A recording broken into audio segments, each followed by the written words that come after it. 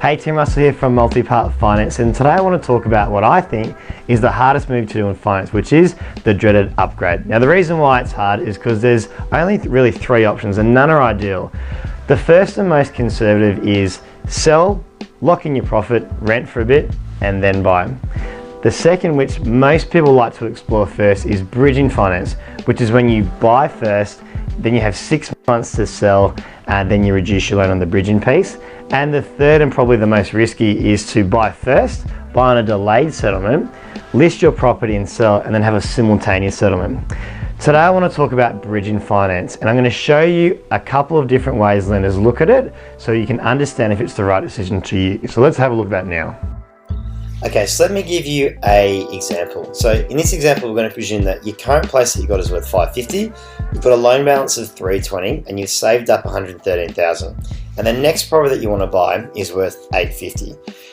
So let me walk you through what the true cost would be if you were to sell and then buy. So if you're selling, the sale price is $550, you've got to pay an agent 2%, you're going to have conveyancing fees and you've got to pay out your loan, but you'll be left with $216,500 to use towards your next purchase. If we look at that next purchase, then stamp duty cost for a property worth $850 is about $34,000. You've got those $216,500 from the sale of your current place. You've put in your current savings of $113,000. So it means that your end loan is going to be just over $500,000 and an LVR of 66%. So if you were to do bridging, which means that you need to borrow the cost of the first place before you sell your next place, what most banks will do is they'll say, okay, look, your current property, we can see that it's worth $550 and you want to buy something for $850. What they'll say is, okay, for this next property, do you want to put in your savings? And obviously you say yes. So they'll say, okay, well, if we look at the loan that we're going to give you to buy your next property, it's going to be about $771,024. Well, I say about, but it's pretty specific. So they'll give you that money, but what they'll say is that, you know, you've got to pay back that loan plus your current loan, and you've got to obviously service both loans for us to give you the bridging finance. Now, for most people, that's not going to work. They're going to fail servicing because, remember, the loan they're actually going to end up with is only just over $500,000. So, in my opinion, it's unfair to ask the client to be able to service that. But if they have to make those repayments, they're sort of stuck. Now, there are lenders out there that look at things a bit differently. St. George is one of them, and I want to walk you through how their bridging calculator works. Okay, so this is St. George's serviceability, not serviceability card, their bridging calculator. So to walk you through how this works with them, what they'll do is they'll say, okay, look, enter your current details, so value $550, loan of $320.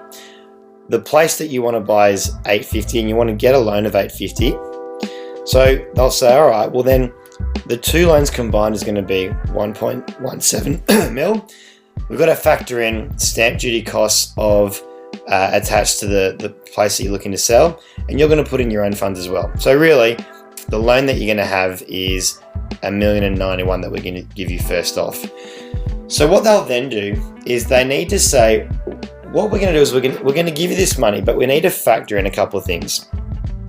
With bridging finance, the way that it works is that you've got 6 months to sell your property. So what they'll do is they'll factor in interest attached to a full 6 months of you selling your property. And that's this figure here of $27,000. So then they amp up the peak debt to $118,322. Then what they'll do is they'll say, well, look, let's just say that in 6 months, the property market tanks. So we've got to factor in that your place is worth 15% less than what it's currently worth. So we're going to take off $82,500, and then we also need to factor in selling costs to pay the real estate and conveyancer, etc.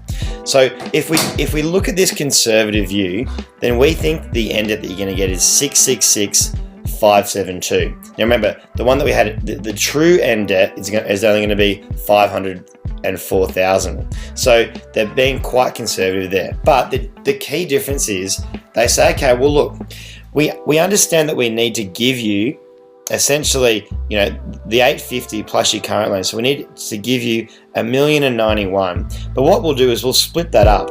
So we'll recognize the end debt that you're going to have to pay. So you'll have to make principal and interest payments on that.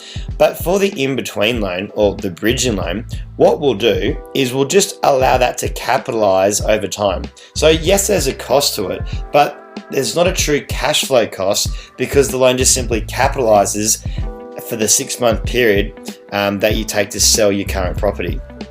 Now, the way that St. George make their money on this is they'll give you what the normal rate would be for the end loan, but with the capitalized interest loan, they'll do that at their standard variable rate, which will be 1% and a bit above what you'll end up having. So that's how the St. George servicing bridging process works. And to be honest, they've got a good niche in the market because it's very difficult for most people to service both loans. So this makes a lot more sense. So there you go, that's how bridging finance works and the options for you to consider. If you have any questions, leave a comment below or get in contact with us via our website, www.multipartfinance.com.au.